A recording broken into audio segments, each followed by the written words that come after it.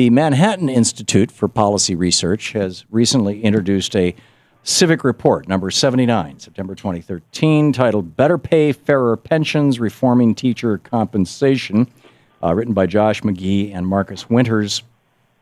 And Marcus Winters of the Manhattan Institute, manhattan-institute.org is the website, is on the line with us. Marcus, welcome to the program. Thanks for having me on.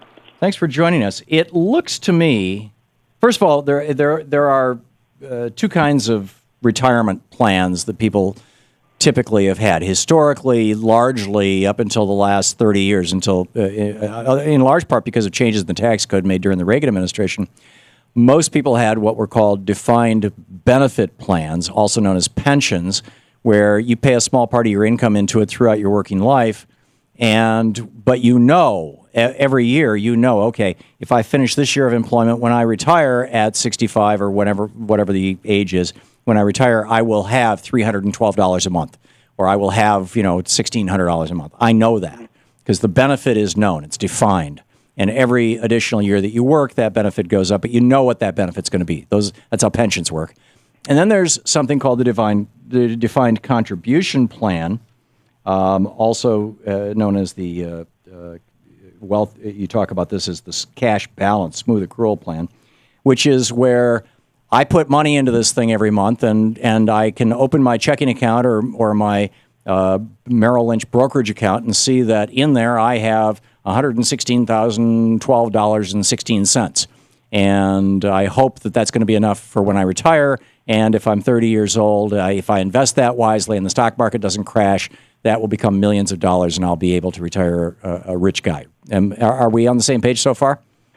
I think, yes, there are those two different types of plans. Okay. That are available. Yep. So my read of your Better Pay, Fairer Pensions study is basically, let's move them out of pension plans and into 401ks so that, I didn't see the "so that" in there, frankly. But by doing so, because pensions are a little more expensive, because you know what you're going to get, so there's a little more risk on the part of the pension company. You can take that leftover money and give the teachers a pay raise, and presumably they can take some of that money and put it into their 401ks. Do I have that right? No, actually, that's not what we're saying in this paper. So our paper, we do talk a little bit about the current systems of defined benefits, and one way you could change it is into a defined contribution or into a cash balance plan, which is really a defined benefit plan, except that it has more kind of direct accounts. And actually, in our paper, How is a cash balance plan a defined benefit plan? I'm sorry? Your paper, and I'm quoting from your well-designed defined contribution DC systems, which are common in higher education and the private sector, provide smooth wealth accrual. These are like 401ks. So do, quote, cash balance, smooth accrual plans, which provide additional investment protection and require less employee decision-making than a DC. What is a smooth accrual plan? If I wanted to sign up for one, how do I do that? How does it work? Well, you need your employer to have it in the first place. So what we're doing is... What's the tax code phrase for that? How do you... We can stay completely within the defined benefit structure. What we're really talking about is the fact that teacher pensions right now, I think there are problems with DBs along with this, but the problem with them right now is that they're very heavily backloading wealth late into a teacher's career. So the problem, and what we've decided... Right, you get to have a good retirement. I'm sorry? You get to have a good retirement. You know that you're going to, hey, I'm putting up with these crazy kids all day, every day, and I'm not paid the best in the world, but at least I know when I retire I'm going to have a nice life, I can travel the world. That's our problem here is you get to have a good retirement if you stay within the system until age of 63. So again, we can have a guaranteed payout. You can have a DB that works exactly how you described. You're going to leave the system, and after that, you will know exactly how much you're going to get. Right. Well, even if you retire at 40 or 50, is that it's so heavily backloaded. So if you are a teacher who's in New York City, for instance, who stays in the school system for 20 years. 20 years, that's a very long time to be there. And you leave, perhaps maybe your spouse took a job in the Midwest.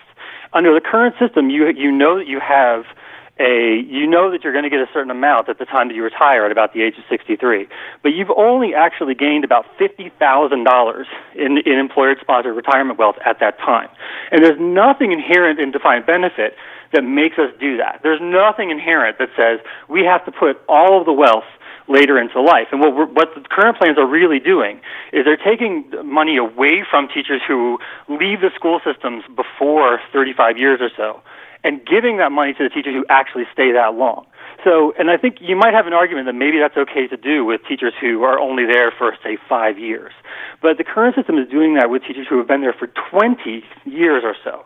And what we're asking for... How so? I thought if you had a pension, you wouldn't get as much if you left after a few years of contributing to the pension, but you still had a pension.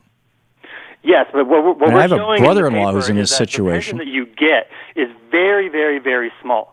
So in those first 2 decades of service, so to put it in this way, and we kind of model this in present values, but again, staying completely within a defined benefit system.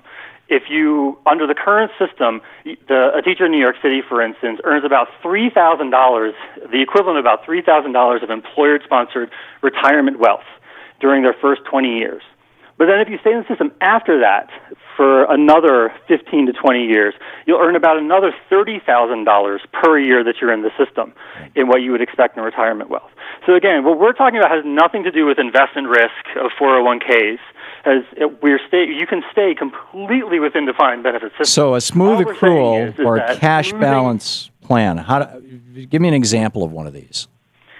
What union has one? So some states, so Florida, for instance, has adopted something, sort of along these lines. So they have some options that are more 401k style as well.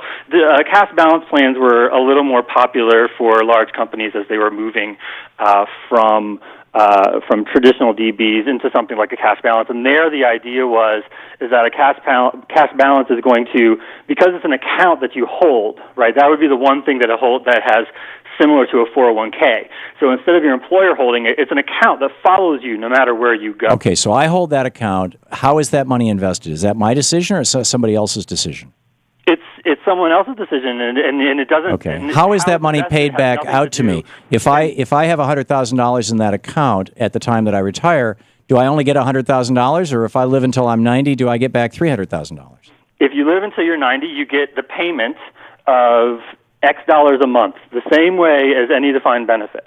So we're not moving so there's nothing inherent in what we're talking about. And I think there are reasons to talk about moving to DC, but that's not the focus of our paper. Our paper is entirely about at what point in your career does the school system give you retirement wealth? And right now, they give you almost nothing in those first 20 years. So if you're a teacher who leaves within the first 20 years, you're leaving with very, very little. Are these administered by banks? Is it sponsored by banks? Are these administered by banks? This would be run from the same people.